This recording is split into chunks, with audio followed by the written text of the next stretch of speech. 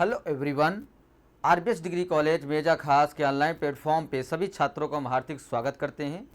छात्रों, बीएससी एजी first semester के अंतर्गत जो आपका सब्जेक्ट है फंडामेंटल ऑफ सॉइल साइंस के अंतर्गत जो हम टॉपिक लेकर आए हुए हैं छात्रों, जो है वह है process and factors of soil formation जो है। ठीक है, इसका अर्थ यह होता है कि मृदा निर्माण की प्रक्रियाएं और कारक किस तरीके हमारे मृदा निर्माण में अपना सहयोग करते हैं और कौन कौन कारक उन्हें प्रभावित करता है। आज हम लोग इसी पर अध्ययन जो है करने चल रहे हैं छात्रों जो है। ठीक है, आइए स्क्रीन पर चलते हैं। मृदा निर्माण जो है, ठीक है, तो मतलब कहने का अर्थ ये है कि जो हमारे सॉइल फॉर्मेशन मतलब मृदा के निर्माण में जो भी प्रक्रियाएं होती हैं वो किस तरीके अपनी जो है मृदा निर्माण में सहयोग करते हैं, उसे हम बतला रहे हैं कि मृदा निर्माण, जिसे पैडोजेनेसिस के नाम से जाना जाता है, वह प्राकृतिक प्रक्रिया है। ठीक है, जिसके द्वारा चट्टानों और खनिजों को छोटे कणों में तोड़ा जाता है। मतलब कहने का अर्थ यह है कि जो हमारा मृदा का निर्माण है ये पैडोजेनेसिस के अंतर्गत जो है इसका अध्ययन किया गया है, जिसमें चट्टानों और खनिजों को जो है छोटे छोटे कणों में जो है उन्हें तोड़ा गया है। फिर उसके बाद और कार्बनिक पदार्थ पानी हवा के साथ मिलकर पृथ्वी की सतह पर ढीली सामग्री की एक जो है परत मानी जाती है छात्रों जो है। मतलब कहने का अर्थ ये है जो हमारा चट्टान है वो किस तरीके जो है छोटे छोटे कणों में जो है टूटकर और ढीली मतलब क्या कहते हैं बड़े सरल प्रक्रिया में जो है आकर जो है सामग्री के रूप में एक जो है स्थल पर अपना परत जो है बना लेती है। फिर उसके बाद जिसे मिट्टी के रूप में जाना जाता है। मिट्टी का निर्माण एक धीमी जो है प्रक्रिया है। कहने का अर्थ ये है छात्रों जो है कि जो मिट्टी का हमारा निर्माण है वो उसकी निर्माण होने की जो प्रक्रिया है वो बहुत धीरे धीरे होता है। उसमें कई जो है हजारों वर्ष लगते हैं मृदा निर्माण होने की प्रक्रियाओं में, जो धीमी जो है गति से निर्माण होता रहता है। निरंतर जो है ये चलती रहती है प्रक्रियाएं।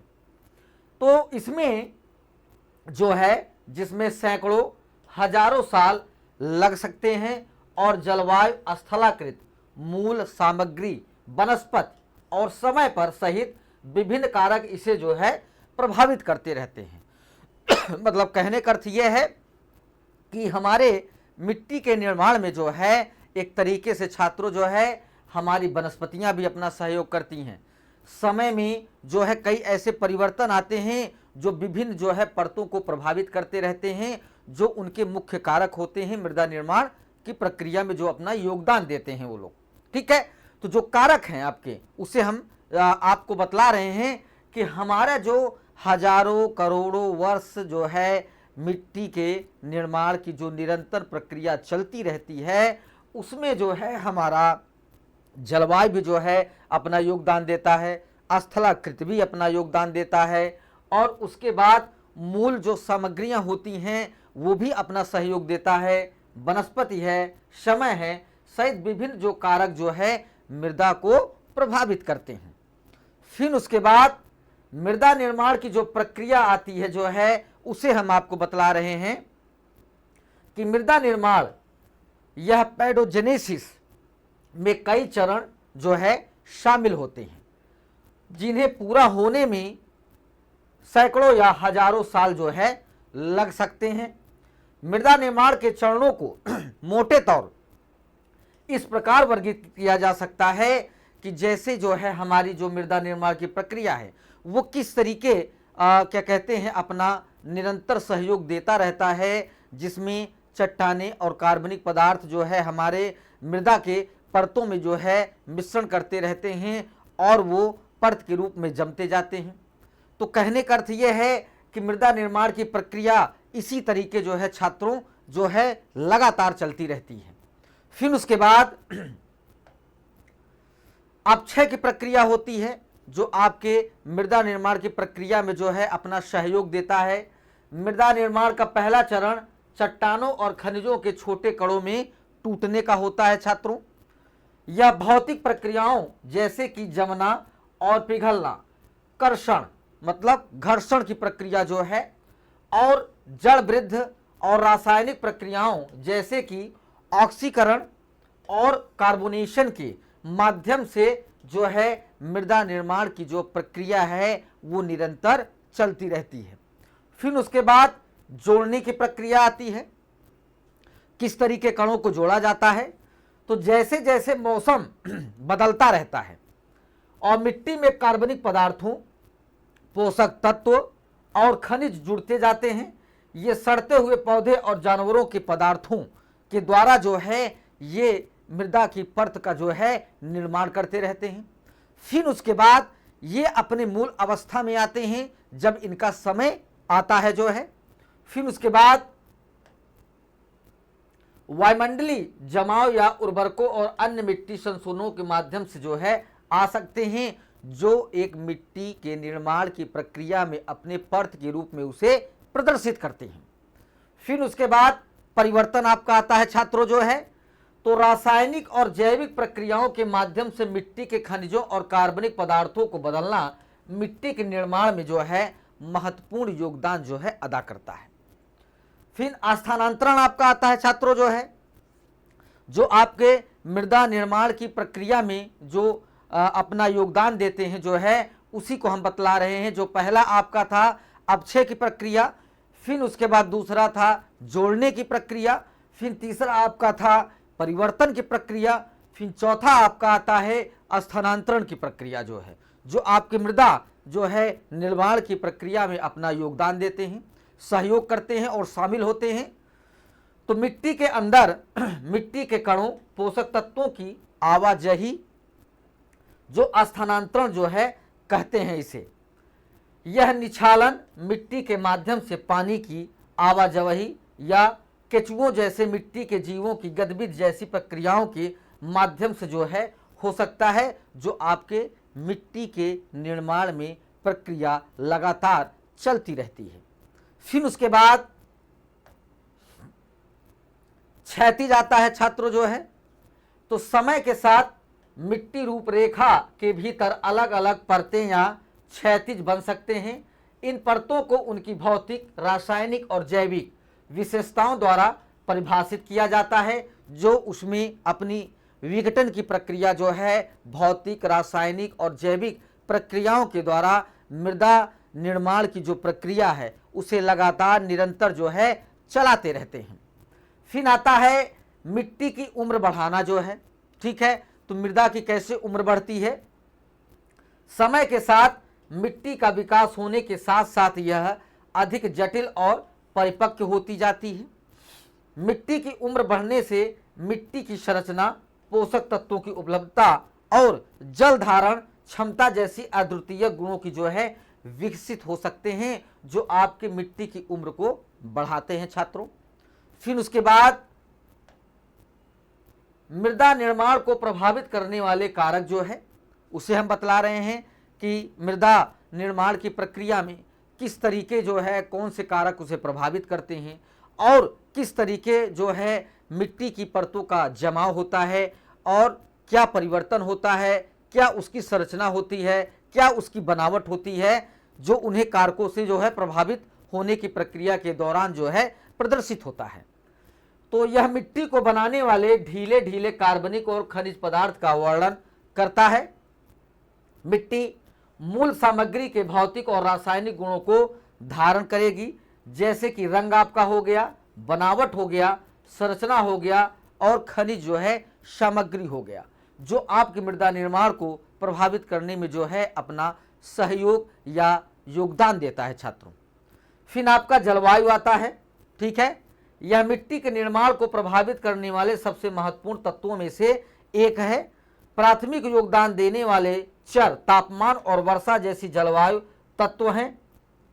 ये तत्व क्षेत्र के वनस्पतियों और वन आवरण के स्तर के साथ साथ मानव और पशु गतिविधियों को भी जो है प्रभावित करते रहते हैं।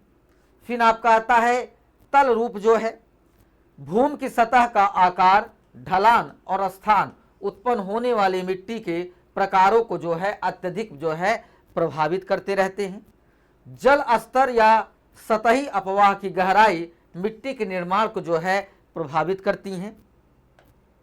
फिर उसके बाद जीव आपके आते हैं।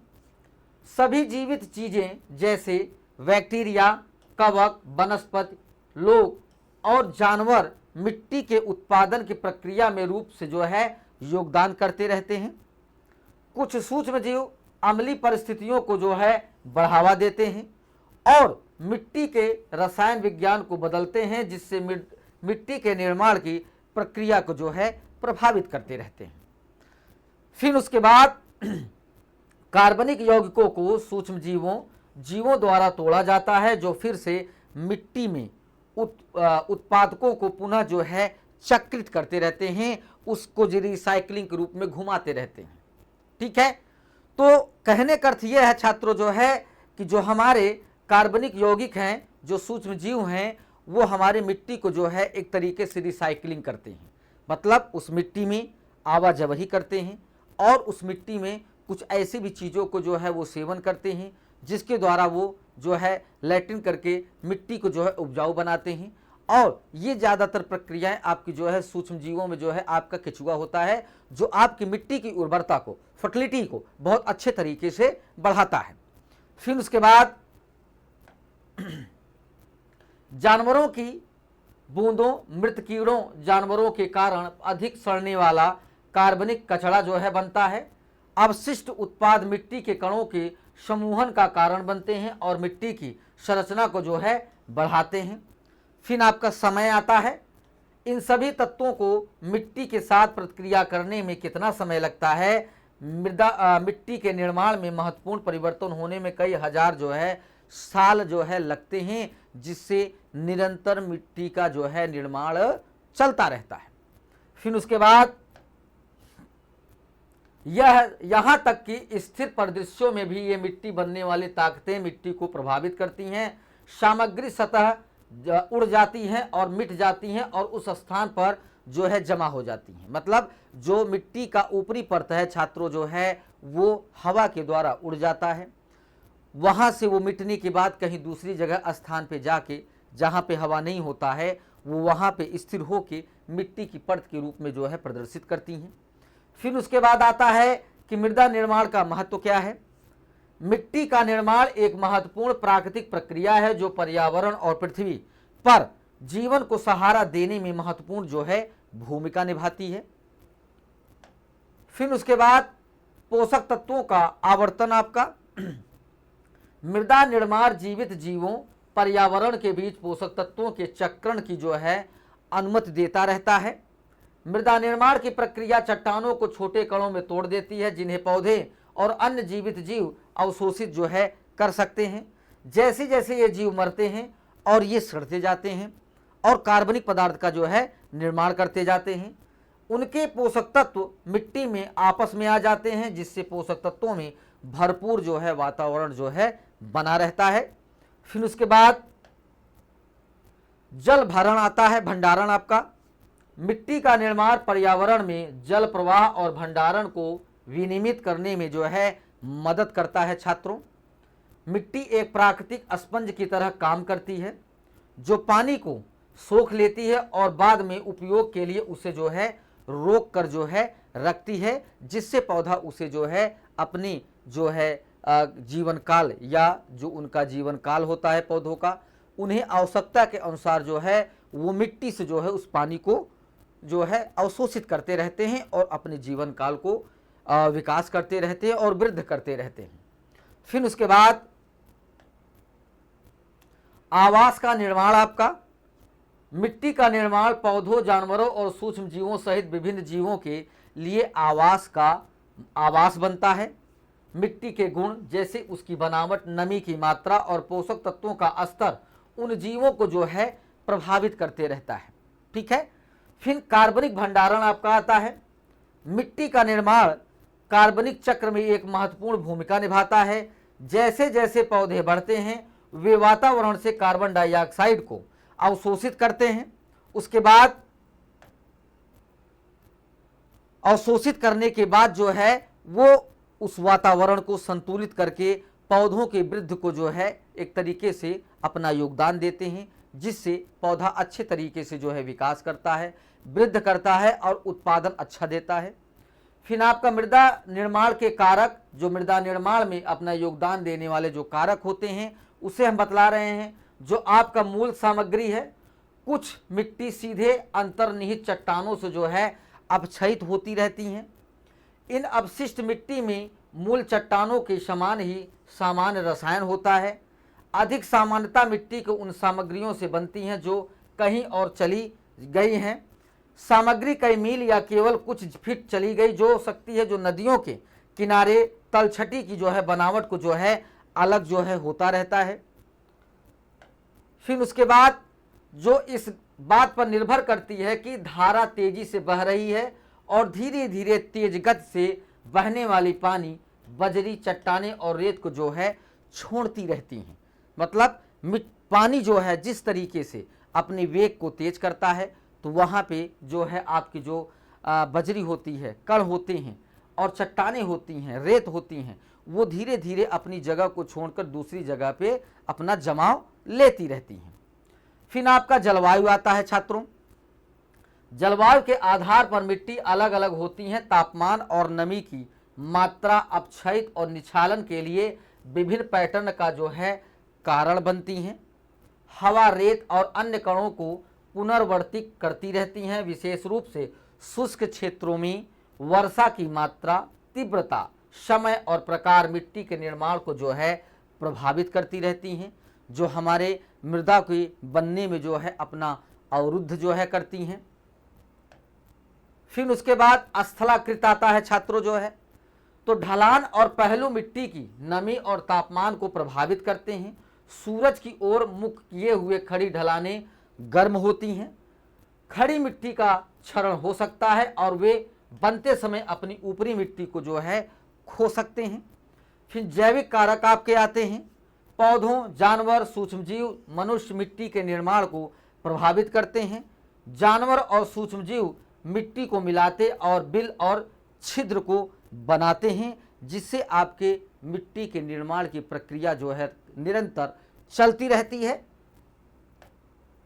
फिर उसके बाद पौधों की जड़ें मिट्टी में चैनल खोदती हैं या खोलती हैं। विभिन्न प्रकार की जड़ों का मिट्टी पर अलग अलग जो है प्रभाव पड़ता रहता है, जो आपके मृदा निर्माण की प्रक्रिया में जो है निरंतर जो है सॉइल या मिट्टी का निर्माण होता रहता है छात्रों जो है, जो ये प्राकृतिक जो है संतुलन को भी बना के रखता है, जिससे हमारा जो है मिट्टी की निर्माण की प्रक्रिया निरंतर चलती रहती है। ठीक है, यहाँ पे ये टॉपिक समाप्त होता है। अगली टॉपिक के साथ उपस्थित होंगे। सभी छात्रों को धन्यवाद।